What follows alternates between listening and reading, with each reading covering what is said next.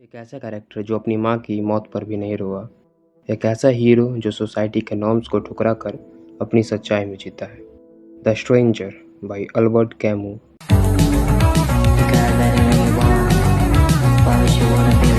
एक ऐसी कहानी है जो जिंदगी, मौत और मीनिंग पे सवाल उठाती है। आज हम बात करेंगे इस नॉवल के फिलॉसफी के बारे में, एब्सर्डिज्म, फ्रीडम और एग्जिस्टेंशियल ट्रुथ। अल्बर्ट कैमू कहते हैं, the absurd is born of this confrontation between the human need and the unreasonable silence of the world। हम सब चाहते हैं कि ज़िंदगी का कोई मीनिंग हो, लेकिन यूनिवर्स में कोई हायर पर्पस है ही नहीं।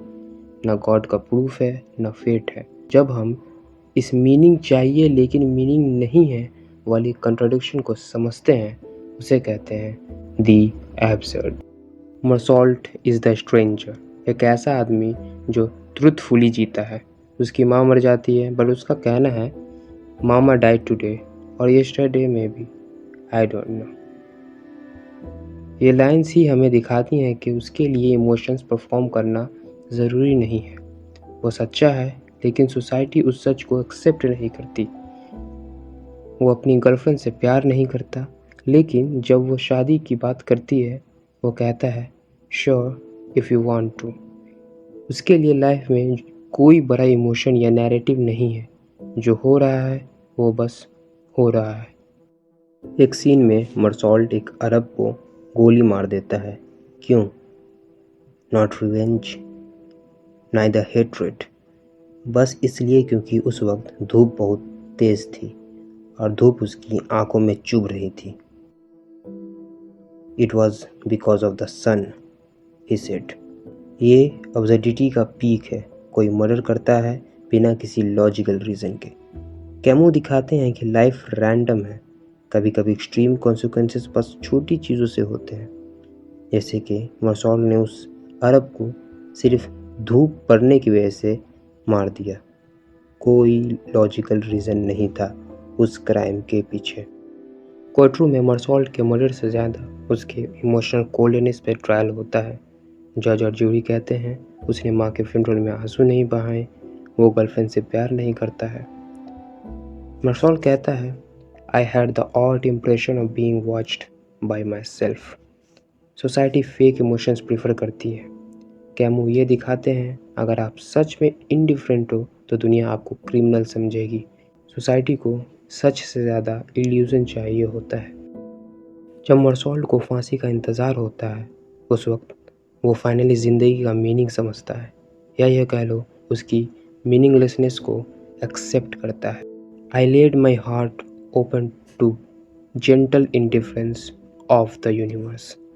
यूनिवर्स ना आपके लिए बुरा है ना अच्छा, वो बस इनडिफरेंट है। उसको ना जस्टिस से फ़र्क पड़ता है, ना इनजस्टिस से, ना प्यार से, ना हेट्रेड से, ना मौत से, ना ज़िंदगी से। यूनिवर्स ना आपके लिए बुरा है ना अच्छा है, वो बस इनडिफरेंट है। और जब आप इस चीज़ को एक्सेप्ट कर लेते हो, तब आप ट्रूली फ्री होते हो। Why didn't Meursault cry? जब उसकी माँ मर जाती है, मर्सॉल्ट कहता है मामा डाइड टुडे और यस्टरडे में भी, आई डोंट नो। मर्सॉल्ट ने रो क्यों नहीं दिया? सिंपल आंसर ये होता क्योंकि वो इमोशनली नम था या वो माँ से प्यार नहीं करता था। लेकिन कैमू का आंसर उससे काफ़ी डीपर है। मर्सॉल्ट एक ऐसा कैरेक्टर है जो फेक इमोशंस दिखाने में बिलीव नहीं करता। उसके लिए दुनिया में कोई क्लियर मीनिंग नहीं है।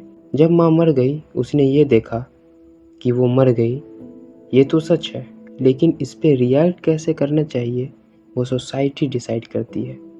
सोसाइटी चाहती है कि आप रोएं, शॉक में हो, दर्द एक्सप्रेस करें, लेकिन मर्सॉल्ट कहता है मैं फील नहीं कर रहा हूँ तो मैं एक्टिंग क्यों करूँ।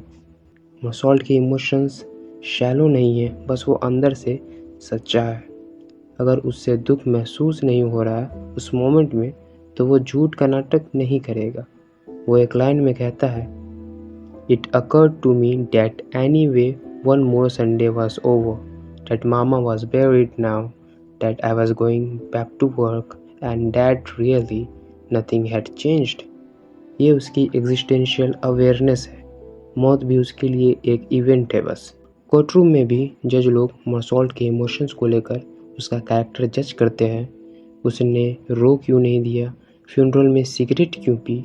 लेकिन मर्सॉल्ट के लिए इमोशन परफॉर्म करना सच्चा होना नहीं है। सोसाइटी फेक ग्रीफ एक्सेप्ट करती है, लेकिन सच्चा इंसान उनके लिए इनसेंसिटिव लगता है।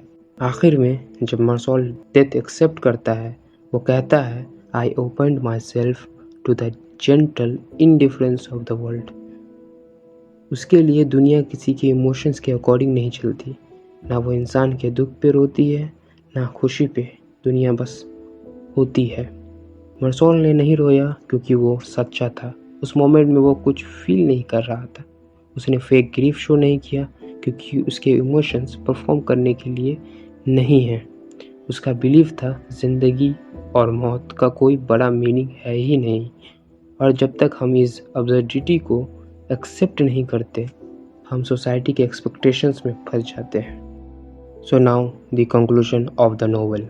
द स्ट्रेंजर हमें ये नहीं सिखाता कि ज़िंदगी का कोई फिक्स्ड मीनिंग है, बल्कि यह कहता है ज़िंदगी तब मीनिंगफुल बनती है हम उसकी अब्सर्डिटी को एक्सेप्ट करते हैं। ट्रुथ, फ्रीडम और खुद की मर्ज़ी से जीना, यही अल्बर्ट कैमू का मैसेज है।